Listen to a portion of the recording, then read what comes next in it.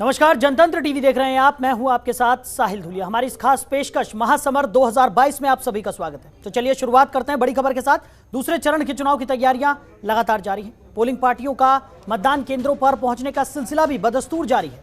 सोमवार सुबह 7 बजे से वोट डाले जाएंगे। यूपी की 55 सीटों पर वोटिंग होगी।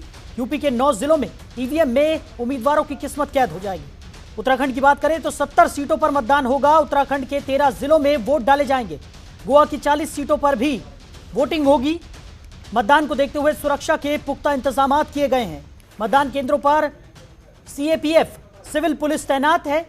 यूपी में दूसरे चरण में कुल 586 उम्मीदवार मैदान में हैं। उत्तराखंड में 632 उम्मीदवारों की किस्मत ईवीएम में कैद होगी। बड़ी खबर आपको बता रहे हैं।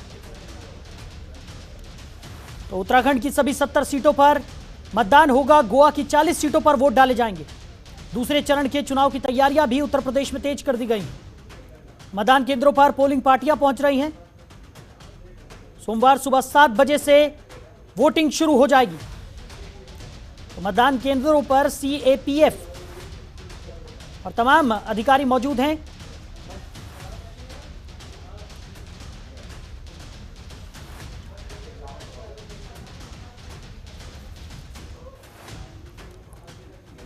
तो मतदान केंद्रों पर पोलिंग पार्टियां पहुंच रही हैं। सोमवार सुबह 7 बजे से वोटिंग शुरू हो जाएगी। यूपी की 55 सीटों पर वोटिंग होगी। दूसरे चरण का मतदान है उत्तर प्रदेश में। उत्तराखंड की बात करें तो सभी 70 सीटों पर कल मतदान होगा। गोवा की 40 सीटों पर वोट डाले जाएंगे।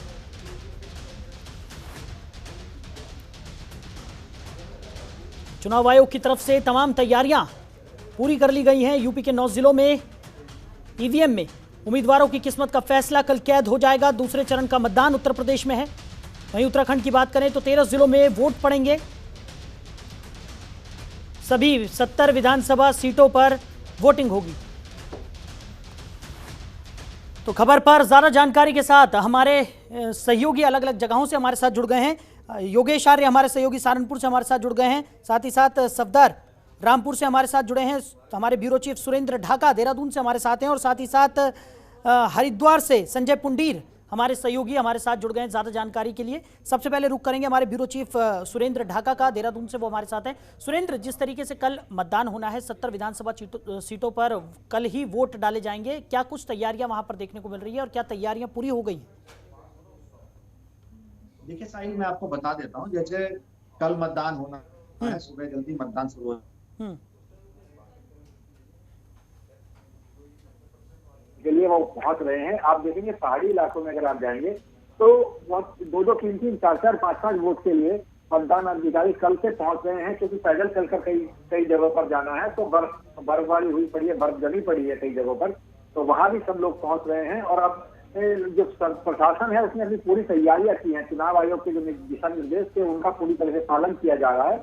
और 70 विधानसभा चुनाव पर 70 विधानसभा सीटों पर चुनाव होना है। 632 के लगभग उम्मीदवार हैं उत्तराखंड में। और आप देखेंगे कि तमाम पार्टियों ने अपने पूरी तरह जोर लगाया है। जोर आजमाइश पूरी हो गई है। कल शाम 5 बजे जो प्रचार था वो थम गया था, लेकिन उसके बाद भी आरोप प्रत्यारोप का दौर उत्तराखंड की राजनीति में नहीं थमा है। आज आपने घटना भी देखी होगी साहिल, कि जिस तरह मुख्यमंत्री पुष्कर सिंह धामी के साथ आम आदमी पार्टी के जो प्रत्याशी है खलेर, उनका आपस में विवाद हो गया और वो काफी एक दूसरे के साथ गहना रही। हालांकि पुष्कर सिंह धामी ने एक बात जरूर की है, उन्होंने समझाने का प्रयास किया है। और पुष्कर सिंह धामी ने मजाक के लहजे में एक बात और कही है कि आप गलत पार्टी में चले गए, आप अपने भाई हैं। तो देखिए आरोप प्रत्यारोप का दौर भी चलेगा। कल शांतिपूर्ण मतदान कराने की जिम्मेदारी प्रशासन पर होगी। चलिए सुरेंद्र, आप बने रहिए हमारे साथ, आगे भी आपसे हम जानकारी लेंगे। हमारे सहयोगी योगेश आर्य सहारनपुर से हमारे साथ जुड़े हुए हैं। योगेश, सहारनपुर की स्थिति की बात करें, क्या स्थिति है, क्या कुछ तैयारियां वहां पर देखने को मिल रही है? कल दूसरे चरण का मतदान है।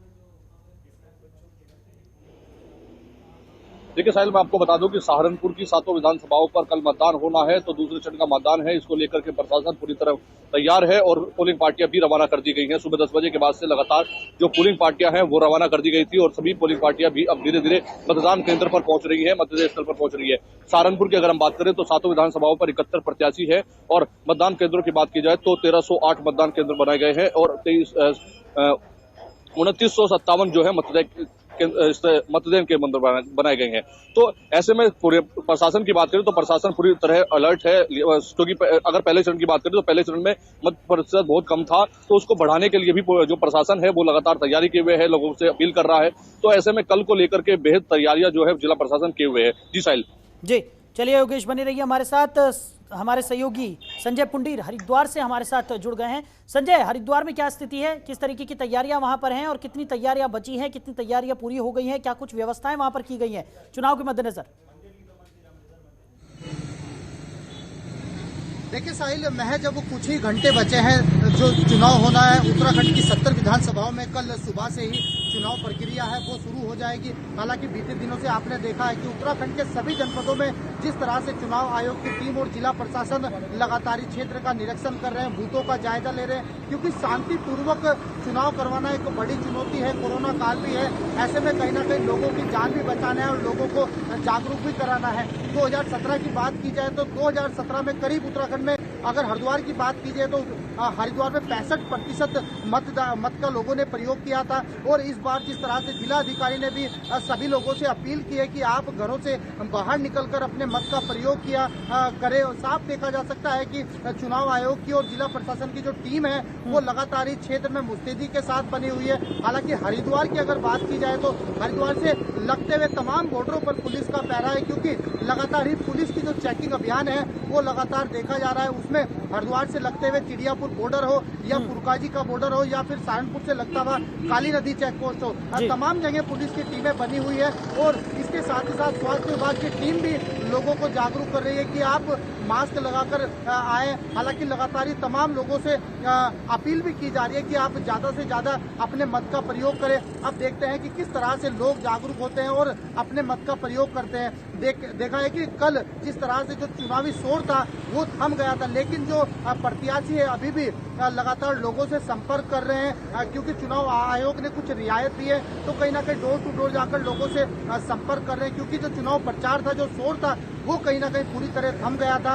और प्रत्याशी हैं वो लोगों से संपर्क कर रहे हैं और वोट करने की अपील कर रहे हैं। हालांकि अगर उत्तराखंड की बात की जाए तो उत्तराखंड में सभी पार्टियां अपने अपने दावे कर रही है और यह वादा कर रही है कि इस बार उत्तराखंड की सत्ता की चाबी उनके हाथों में है। अब देखते हैं कि किस तरह से कौन सी पार्टी सत्ता में आती है और जनता से किए वादों पर कितना खरा उतरती है। जी शाहिल। चलिए संजय बने रहिए हमारे साथ, आगे भी आपसे हम जानकारी लेंगे। हमारे सहयोगी सफदार रामपुर से हमारे साथ बने हुए हैं। सफदार, रामपुर की बात करें तो रामपुर में कितनी तैयारियां हो गई हैं पूरी? कल मतदान है और दूसरे चरण का ये मतदान है, क्या कुछ तैयारियां वहां पर देखने को मिल रही हैं? जी बिल्कुल साहिल, मैं आपको बताना चाहूंगा कि रामपुर में भी कल मतदान होना और इसको लेकर के तैयारियां पूरी कर ली गई हैं। जिला प्रशासन की ओर से सुबह मतदान के लेकर के सभी तैयारियां मुकम्मल कर ली गई हैं। सभी पोलिंग पार्टियों को मतदेय स्थलों पर जो है रवाना कर दिया गया और लगातार ऑब्जर्वर जो है बूथों का निरीक्षण कर रहे हैं ताकि किसी तरह की कोई कसर न छूट जाए। और जिलाधिकारी ने स्पष्ट कहा कि कोई भी ईवीएम मशीन अगर खराब है तो उसको कलेक्टर परिसर में जमा किया जाए और नई ईवीएम मशीनें लेकर पोलिंग पार्टियों को रवाना किया गया ताकि मतदान को निष्पक्ष तरीके से कराया जाए। पहले चरण में देखा गया है कि कई जगह शिकायतें मिली है कि ईवीएम खराब हुआ या ईवीएम मशीनें धीमी हुई हैं। इसको लेकर के भी जिलाधिकारी ने पूरी तरह से जो है मशीनों को चेक कराया गया और जो खराब मशीनें थी उनको पूरी तरह कलेक्टर परिसर में जमा करा दी गई। सही पोलिंग पार्टियां बूथों पर रवाना कर दी गई। जी साहिल। सफदार, वहीं अगर बात की जाए जिस तरीके से दूसरे चरण का मतदान कल होना है और पहले चरण के मतदान की अगर हम बात करें तो कहीं अलग अलग जगहों से कुछ छुटपुट अव्यवस्थाओं की खबरें निकलकर सामने आई थी, तो चुनाव आयोग ने क्या उससे किसी तरह का कोई सबक यहाँ पर लिया है और तैयारियों में कुछ परिवर्तन यहाँ पर किए गए? जी बिल्कुल, जैसे कि पहले चरण में इधर उधर से कुछ हिंसक घटनाएं आई थी, उसको लेकर भी चुनाव आयोग पूरी तरह से जो है जिलाधिकारी ने निर्देश किया है कि कोई भी इस तरह की छिटपुट घटनाएं आए तो तुरंत कार्रवाई की जाए और मतदान जो है पूरी तरह से समय अनुसार 7 बजे जो है मतदान शुरू करा दिया जाए ताकि जो है वोटरों को किसी तरह की कोई दिक्कत नहीं आए। साथ ही साथ कोरोना का पालन भी कराया जाए। लोगों को अधिक से अधिक मतदान करने की अपील की गई है। पिछली बार भी जो 2017 का चुनाव था रामपुर में देखा गया था कि 72% जो है यहाँ पे पोलिंग हुआ था। अब इस बार जो है जिलाधिकारी और निर्वाचन आयोग लगातार सोच कह रहा है कि मतदान ज्यादा से ज्यादा करिए, लोगों से अपील कर रहा है घरों से निकलिए, मतदान करिए, सुबह मतदान होना है, समय से जाइए, अपना मतदान कीजिए। मतदान जो है करना जरूरी है, लगातार जागरूक कर रहे हैं और इसको लेकर भी जिलाधिकारी जो है लगातार जो है जनता के बीच जा रहे हैं और जागरूक कर रहे हैं। जी साहिल। चलिए सफदर बने रहिए हमारे साथ, आगे भी आपसे हम जानकारी लेंगे। योगेश आर्य हमारे सहयोगी लगातार सहारनपुर से हमारे साथ बने हुए हैं। योगेश, सहारनपुर की बात करें तो जिस तरीके से चुनाव आयोग ने पहले चरण के मतदान में, पूरे उत्तर प्रदेश की अगर हम बात करें तो पहले चरण में जब मतदान हुआ था तो जहां जहां मतदान था वहां पर काफ़ी ज़्यादा व्यापक इंतजामात देखने को मिले थे, और अब दूसरे चरण का मतदान है। पहले चरण में जो खामियां रह गई थी, जो कमियां रह गई थी, उसको भी यहां पर पूरा करने की पूरी कवायद की जा रही होगी, और चुनाव आयोग पूरी पुरजोर कोशिश में जुटा हुआ है कि कोरोना संक्रमण के बीच ठीक ढंग से मतदान की जो प्रक्रिया है उसको यहाँ पर पूरा कराया जा सके। उस कड़ी की अगर हम बात करें और उस तरह से अगर हम सोचें तो सहारनपुर में क्या कुछ व्यवस्थाएं देखने को मिल रही हैं और किस तरीके का माहौल वहां पर देखने को मिल रहा है? देखिए साहिल, जिस तरह से पहले मतदान में लेकर के कुछ छुटपुट घटनाएं सामने आ रही थी, निश्चित रूप से जो है चुनाव आयोग और जिला प्रशासन ने कहीं ना कहीं उससे सबक ले लिया है और तमाम तैयारियां पूरी कर ली गई है, और किसी भी प्रकार की कोई कमियां ना आए, कोई घटना हो तो उस पर तुरंत कार्रवाई करने के लिए अधिकारियों को निर्देशित भी कर दिया गया है। तमाम अधिकारियों को कहा गया है कि निर्भीक निष्पक्ष से चुनाव कराना है। अगर कोई किसी प्रकार का असामाजिक तत्व किसी घटना को अंजाम देने की कोशिश करता है या कोई घटना को अंजाम देने की कोशिश करता है तो उन पर तत्काल में कार्रवाई की जाए, उन पर किसी भी प्रकार की कोई ढिलाई न बरती जाए। तो ऐसे में तमाम जो अधिकारियों को निर्देशित किया जा रहा है उसको लेकर कहीं ना कहीं जो दूसरे फेज का चुनाव है उसमें कहीं ना कहीं ये जरूर है कि चुनाव आयोग ने जो पहले चरण से सबक लिया है, दूसरे चरण में कहीं ना कहीं चुनाव आयोग बिल्कुल इन चीजों से जरूर सबक लेगा और जो है चुनाव को निष्पक्ष कराएगा। साथ ही अगर कोरोना काल की बात की जाए तो कोरोना काल को लेकर भी पूरे प्रशासन पूरी तैयार है, क्योंकि प्रशासन ने साफ निर्देशित किया है कि जो पोलिंग पार्टियां रहेंगी वो मास्क का प्रयोग करेंगी, हैंड सैनिटाइजर लगाया जाएगा, तो तमाम जो एहतियात है कोरोना प्रोटोकॉल के वो बरते जाएंगे। और जो लोग आएंगे उनसे भी अपील की जा रही है कि कोरोना प्रोटोकॉल का पालन करते हुए मास्क लगाकर जरूर आए, क्योंकि जहां पोलिंग पार्टियां रवाना की गई है वहां पर भी जो है जो सामाजिक दूरी को रखते हुए वहां पर भी सर्कल बना दिए गए हैं, ताकि किसी भी प्रकार की कोरोना को लिहाज से बात हो चाहे सुरक्षा के लिहाज से हो, तमाम तरीके की एहतियात जिला प्रशासन को बरतने हैं और उस पर जो है जिला प्रशासन पूरी तरह से काम करता नजर आ रहा है। जी चलिए योगेश, बने रहिए हमारे साथ। सुरेंद्र ढाका हमारे ब्यूरो चीफ लगातार उत्तराखंड से हमारे साथ बने हुए हैं। सुरेंद्र, जिस तरीके से तमाम तैयारियां तो यहाँ पर चुनाव आयोग की तरफ से कर ली गई हैं और जिस तरीके से आपने भी जानकारी दी कि व्यापक इंतजामात यहाँ पर किए गए हैं, लेकिन उस बीच एक बहुत बड़ा फैक्टर होता है जागरूक करना मतदाताओं को। उसके लिहाज से भी कई कार्यक्रम यहाँ पर चलाए गए थे, उसका कितना असर देखने को मिल सकता है कल के चुनाव के बाद? पूरे 5 राज्यों में चुनाव आयोग ने अपनी तरफ से तमाम तरह की तैयारियां की और लोगों में जागरूकता अभियान चलाया, तमाम तरह के कैंपेन चुनाव आयोग ने चलाए हैं। लेकिन जो पहले चरण में वोटिंग हुआ है, अगर आप उसको ध्यान से देखेंगे तो आपको दिखेगा कि परसेंटेज अगर कैराना को छोड़ दें तो सब जगह लगभग डाउन गई है। बिल्कुल, और यही हाल उत्तराखंड में, और जो कल का जो चुनाव है उसमें शायद देखने को ये नहीं मिलेगा, क्योंकि हो सकता है पश्चिम उत्तर प्रदेश की अगर बात करेंगे तो जो सहारनपुर से लगते बरेली तक का जो चुनाव होना है, रामपुर तक का, तो आप देखेंगे कि उसमें वोटिंग परसेंटेज बढ़ेगा। ऐसा लग रहा है। उसकी वजह साफ है, क्योंकि जिस तरह की तैयारी और जिस तरह का जुनून वेस्ट यूपी में चुनाव को लेकर है, तो ऐसा लगता है कि इस बार जो दूसरे फेज का चुनाव वेस्ट यूपी में होने जा रहा है, इसमें जो वोटिंग परसेंटेज है वो ज्यादा रह सकती है। कैराना के बाद एक स्थिति जरूर बनी है कैराना के बाद कि वोटिंग परसेंटेज को लोगों को बढ़ाने पर आमादा है। ऐसा लग रहा है लोगों से जो मैंने बातचीत की है, उसमें लोग साफ कह रहे हैं कि अब जो अगले वाला दौर है उसमें वोटिंग में बढ़ चढ़ कर वो हिस्सा लेंगे। चुनाव उत्तराखंड की अगर आपने बात की है तो उत्तराखंड के परिप्रेक्ष्य में मैं एक चीज कहना चाहता हूँ कि उत्तराखंड का जो पहाड़ी इलाका है उसमें दूरस्थ क्षेत्रों में 1000 वोटों पर जो पोलिंग स्टेशन बनाए गए हैं, और जो उत्तराखंड की अगर पहाड़ी इलाकों में जाएंगे तो वहाँ छोटे छोटे पोलिंग स्टेशन कम संख्या में वोट हैं, किसी में 40 किसी में 50। अब वहाँ वो लोग रह रहे हैं क्योंकि अभी ठंड का दिन है, या नीचे आ गए हैं देहरादून में या कहीं और जो तराई वाले इलाके हैं उनमें अमूमन लोग आ जाते हैं। क्या वो लोग वापस पहुंचे हैं, क्या लोग वहाँ वो मतदान करेंगे, तो उस पर डिपेंड करेगा। वोटिंग परसेंटेज बढ़ाना सरकार, जो चुनाव आयोग है उसने पूरी तरह से कमर कसी थी, लेकिन उसका असर शायद उत्तराखंड में उतना नहीं दिख पाएगा। शायद ठीक है, चलिए सुरेंद्र बने रहिए हमारे साथ, आगे भी आपसे हम जानकारी लेंगे। हमारे सहयोगी संजय पुंडीर हरिद्वार से लगातार हमारे साथ बने हुए हैं। संजय, हरिद्वार में अगर बात की जाए तो मतदाताओं में किस तरीके का उत्साह देखने को मिल रहा है, क्योंकि लगातार जो तमाम चुनावी दौर में जो तमाम राजनीतिक दल थे वो लगातार प्रयास कर रहे थे कि जनता के बीच जाएं, जनता से समर्थन मांगे, जनता से अपील की गई कि वो ज़्यादा से ज़्यादा संख्या में पहुंचकर मतदान करें। तो मतदान को लेकर किस तरीके की जागरूकता वहां पर देखने को मिल रही है मतदाताओं में? देखिए सर, निश्चित तौर पर इस बार जो 18 साल के युवा हैं वो कहीं ना कहीं काफी उत्साहित है, क्योंकि पहली बार इस बार वो अपने मत का प्रयोग करेंगे। और सबसे बड़ी बात, उत्तराखंड में इस बार पहली बार निर्वाचन आयोग ने लोगों को जागरूक करने के लिए, मतदाता को आकर्षित करने के लिए एक कहीं ना कहीं आदर्श बूथ का निर्माण किया है। आदर्श बूथ करीब 150 आदर्श बूथ बनाए गए हैं। इनमें करीब रेड कारपेट और फूलों से स्वागत किया जाएगा। माता बहनों के लिए यहाँ एक फूलों से स्वागत किया जाएगा। तो कहीं ना कहीं कहा जा सकता है कि निर्वाचन आयोग की एक इस पहल से वोट परसेंटेज, जो वोट प्रतिशत है, वो कहीं ना कहीं बढ़ सकता है। और हमने देखा है कि जो युवा लोग हैं, जो पहली बार इस बार अपने मत का प्रयोग करेंगे, वो खासा उत्साहित है, क्योंकि उनके मत से ही सरकार इस बार बदल सकती है। क्योंकि उत्तराखंड का इतिहास रहा है, अगर 21 सालों की राजनीति की बात की जाए तो एक बार कांग्रेस, एक बार भारतीय जनता पार्टी, तो इस बार कहीं ना कहीं जो कांग्रेस है वो भी अपने सत्ता में वापसी आने के लिए बेकरार है, तो वहीं भारतीय जनता पार्टी भी अपनी सत्ता बचाने के लिए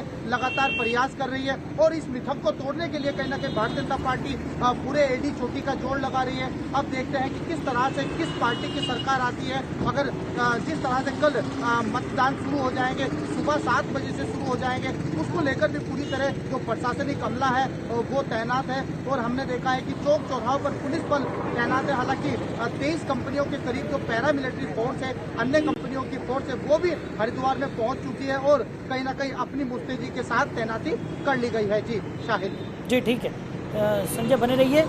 योगेश आर्य सहारनपुर से लगातार हमारे साथ बने हुए हैं। योगेश, बात की जाए सहारनपुर की, दूसरे चरण में मतदान हो रहा है। तमाम तैयारियां भी, जिस तरीके से आपने जानकारी दी कि तमाम तैयारियां भी यहां पर कर ली गई होंगी। साथ ही साथ अगर बात की जाए तो लोगों को भी बहुत ज़्यादा जागरूक यहां पर किया जा रहा था चुनाव आयोग की तरफ से, और बार बार इस तरीके की कैंपेन भी चलाए गए थे जिससे कि जो मतदाता हैं उनको समझ आ सके कि पूरी तैयारियाँ यहाँ पर हो चुकी हैं, वो पूरी तरह से सुरक्षित मतदान यहाँ पर कर सकते हैं, किसी तरह की कोई दिक्कत का सामना उन्हें नहीं करना पड़ेगा। और एक और अहम बात है कि जिस तरीके से इस बार घर से वोट डालने का एक विकल्प भी यहां पर दिया गया है। जो लोग नहीं पहुंच सकते वो लोग अब अपने घर से ही मतदान यहां पर कर सकते हैं। उस पूरी प्रक्रिया की अगर हम बात करें तो किस तरीके से वो पूरी प्रक्रिया चल रही है? देखिए, जो घर से देखिए साहिल, जो घर से डालने की वोट की प्रक्रिया है उसको भी प्रशासन ने पूरी तरह कर लिया है। अगर वैसे मतदान की बात की जाए तो मतदान को लेकर भी प्रशासन पूरी अलर्ट है, क्योंकि तरीके से अगर बात की जाए तो जागरूकता की बात की जाए तो जागरूक करने के लिए भी लगातार जो है जिला प्रशासन के तमाम अधिकारी जो है एक वीडियो जारी कर रहे थे। उन्होंने वीडियो में जारी किया कि आप मतदान करिए, और मतदान पर क्योंकि निष्पक्ष और निरपेक्ष कराने के लिए जो है प्रशासन पूरी तरह अलर्ट है। तप्पे चप्पे पर पुलिस प्रशासन रहेगा, पैरामिलिट्री रहेगी, तमाम जो है अधिकारी फोर्स रहेगी, तो इसलिए किसी को घबराने की आवश्यकता नहीं है। और सभी जाइए, एक अच्छी व्यवस्था और एक महापर्व को, जो ये विधानसभा का चुनाव है, इसमें जाइए और सभी वोट करिए। तो इस तरह तरह की वीडियो जो है जारी की जा रही थी, चाहे थाना प्रभारी की बात हो, सीओ लेवल के अधिकारी की बात हो, एसपी और डीआईजी लेवल की, सभी अधिकारियों ने जो है वीडियो जारी की और लोगों को प्रेरित करने का काम किया है, ताकि जो है जो मत प्रतिशत पहले चरण के मतदान में जो मतदान में घटना हुआ था वो इस बार बढ़ोतरी हो जाए, कहीं ना कहीं जो है जागरूकता लोगों के अंदर आए। जी साहिल। चलिए योगेश बने रहिए हमारे साथ। तो सुरेंद्र ढाका हमारे ब्यूरो चीफ देहरादून से लगातार हमारे साथ बने हुए हैं। सुरेंद्र, एक बात यहाँ पर है, जिस तरीके से उत्तर प्रदेश की अगर हम बात कर रहे थे, जैसे अभी हमने चर्चा भी की कि उत्तर प्रदेश में दूसरे चरण का मतदान है, कई खामियां जो पहले चरण में देखने को मिली थी, हालांकि बहुत छुटपुट ही खबरें निकलकर सामने आई थी अव्यवस्थाओं से जुड़ी हुई। उन तमाम अव्यवस्थाओं को चुनाव आयोग यहाँ पर इस बार पूरी कोशिश करेगा कि वो दूसरे चरण में उन तमाम खामियों को पार पा सके और ठीक ढंग से जो मतदान की प्रक्रिया है उसको यहाँ पर संपन्न कराया जा सके। लेकिन बात उत्तराखंड की अगर हम करते हैं तो एक साथ 70 विधानसभा सीटों पर मतदान होना है, यानी कि कोई दूसरा दिन नहीं है, अपनी गलतियां सुधारने के कोई मौका यहां पर नहीं होगा। और उस बीच एक बड़ा जिम्मेदारी यहां पर कह सकते हैं कि चुनाव आयोग के ऊपर है, प्रशासन के ऊपर है कि वो किस तरीके से इन 70 विधानसभा सीटों पर निष्पक्ष और निर्भय होकर जो मतदाता है वो वोट डाल सके, इस तरीके का माहौल यहां पर बनाता है और किस तरीके से ये जो पूरा चुनाव की प्रक्रिया है वो संपन्न कराता है। देखिए साहिल, एक चीज समझनी होगी, उत्तराखंड और उत्तर प्रदेश का दोनों का मिजाज बिल्कुल अलग है। अगर आप देखेंगे तो उत्तराखंड में अमूमन,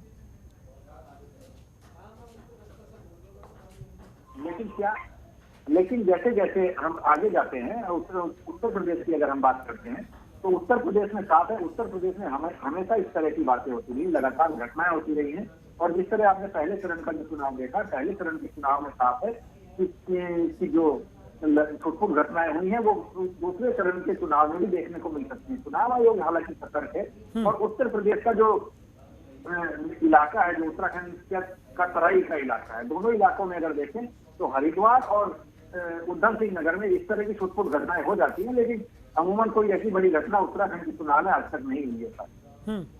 सुरेंद्र, वहीं एक और चीज़ आपसे जानना चाहेंगे। जिस तरीके से ये नया विकल्प यहाँ पर दिया गया है कि घर से मतदान किया जा सकता है, तमाम जो ऐसे लोग हैं जो चुनाव की प्रक्रिया में शामिल होने के लिए मतदान केंद्रों पर नहीं पहुँच सकते, अगर उन लोगों की बात की जाए तो वो इस बार घर से वोट यहाँ पर डाल सकते हैं। इस पूरी प्रक्रिया में, क्योंकि नई प्रक्रिया है, तो कई सारी चीज़ें यहाँ पर निकल कर सामने आई होंगी, कई तरह के व्यवधान भी आए होंगे, लेकिन उन सब पर पार पाना और उसके बाद इस प्रक्रिया को संपन्न कराना, ये भी एक बड़ी चुनौती के रूप में उभरा होगा।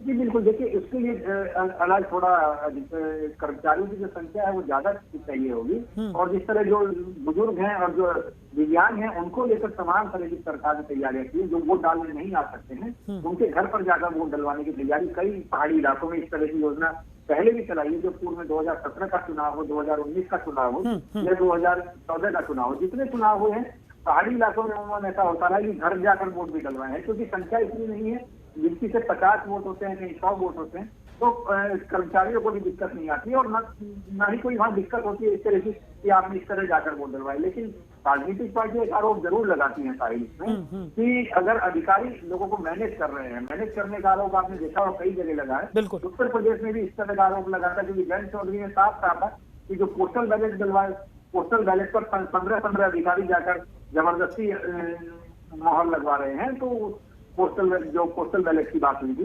यही बात अखिलेश यादव ने भी कही थी। उत्तराखंड में ऐसा नहीं है और इस तरह की बहुत छोटी घटना है उत्तराखंड में कम देखने को मिलती है, जिससे भी चुनाव अब तक हुए हैं। जी चलिए, सुरेंद्र बने रहिए हमारे साथ। संजय पुंडीर लगातार हरिद्वार से हमारे साथ बने हुए हैं। संजय, हरिद्वार के समीकरण की अगर हम बात करें तो किस तरीके का माहौल वहाँ पर बना हुआ है, और दूसरी तरफ अगर बात की जाए कि आपने बताया कि काफ़ी ज़्यादा उत्साह यहाँ पर लोगों में नज़र आ रहा है चुनाव के मद्देनज़र, और तमाम तैयारियाँ भी, तमाम व्यापक इंतजाम जो हैं वो भी यहाँ पर चुनाव आयोग की तरफ से, प्रशासन की तरफ से पूरे कर लिए गए हैं। लेकिन सुरक्षा की अगर हम बात करें तो सुरक्षा के क्या चाक चौबंद इंतजाम किए गए हैं वहाँ?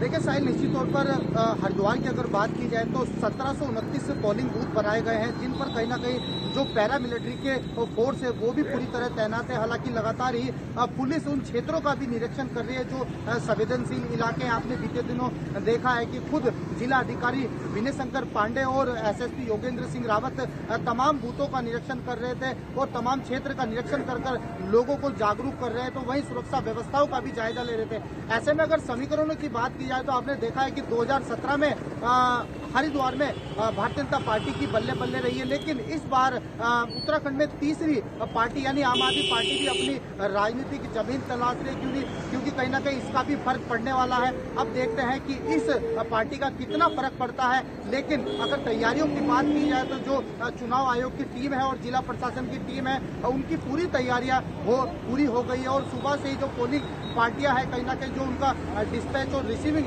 स्टोरेज है, उससे कहीं ना कहीं पोलिंग पार्टियां अपने बूथों की ओर रवाना हो गई है और तमाम जो पुलिस की ड्यूटी है और अधिकारियों की ड्यूटी है वो कहीं ना कहीं तैनात कर दी गई है। जी शाहिद। ठीक है संजय, बने रहिए। योगेश आर्य सहारनपुर से हमारे साथ बने हुए हैं। योगेश, जिस तरीके से दूसरे चरण में मतदान हो रहा है सहारनपुर में, और सहारनपुर की जनता का मिजाज भी आपने जैसे बताया कि काफ़ी ज़्यादा उत्साहित यहाँ पर जनता नज़र आ रही है, तमाम व्यापक इंतजामात यहाँ पर प्रशासन की तरफ से किए गए हैं, और अलग अलग बूथों की अगर हम बात करें तो बूथों पर सुरक्षा के क्या इंतजामात हैं और क्या कुछ व्यवस्थाएं कोरोना प्रोटोकॉल्स के मद्देनज़र की गई हैं? बता दूं कि जो मतदान केंद्र है उन पर तमाम जो पुलिस है, पीएससी है, अर्धसैनिक बल है, वो तमाम अधिकारी वहां पर तैनात है और सभी के एसएसपी और डीएम जो है मतदान केंद्रों के निरीक्षण कर रहे हैं। जो संवेदनशील जो ज्यादा ही बूथ हैं उन पर जो है खुद एसएसपी और थाना प्रभारी मौजूद पहुंचे, निरीक्षण किया और साथ ही उन्होंने अनाउंसमेंट किया है कि अगर कोई भी व्यवधान डालने की कोशिश करेगा तो गुंडा एक्ट की उन पर कार्रवाई की जाएगी। तो यानी कि जो है प्रशासन पूरी तरह अलर्ट है, लोगों को समझाने का प्रयास कर रहा है कि अगर व्यवधान डालते हैं तो उनके विरुद्ध बड़ी कार्रवाई करने से भी पीछे पुलिस प्रशासन नहीं हटेगा। तो यानी कि प्रशासन पूरी तरह मुस्तैद है। अगर कोरोना की बात की जाए तो कोरोना प्रोटोकॉल का पालन करने के लिए भी जो अधिकारी है उन्होंने जो है एक डेस्क वहां पर बनाई जाएगी जिस पर जो है थर्मल स्कैनिंग जरूर की जाएगी ताकि जो है, और मास्क के लिए प्रेरित किया जाएगा ताकि मास्क लगा कर आए।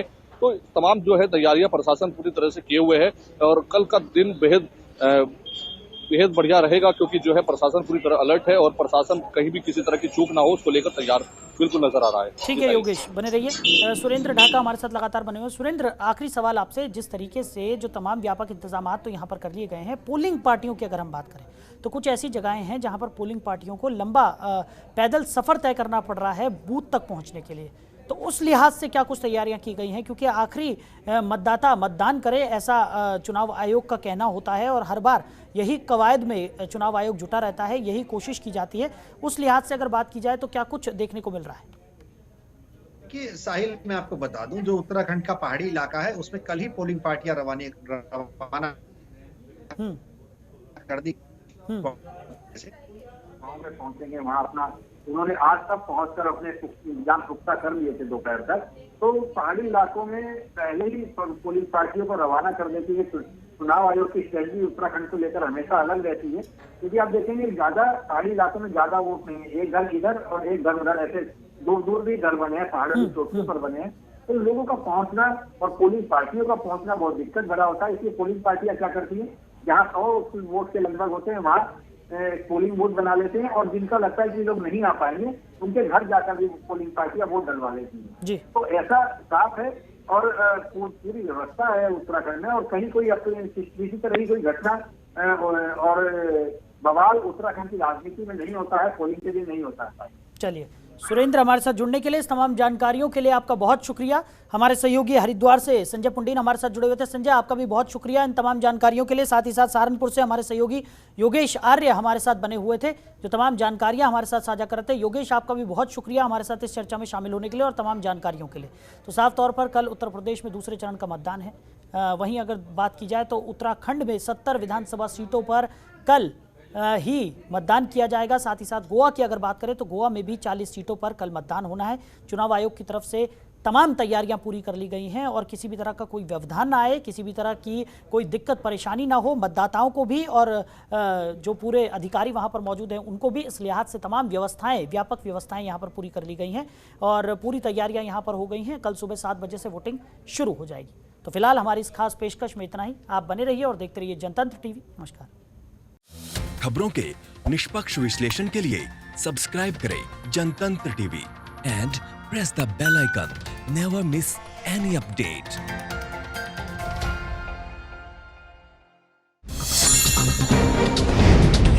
डाउनलोड कीजिए जनतंत्र टीवी ऐप को, जो कि अवेलेबल है गूगल प्ले और ऐप स्टोर पर। अधिक जानकारी के लिए अभी डाउनलोड करें।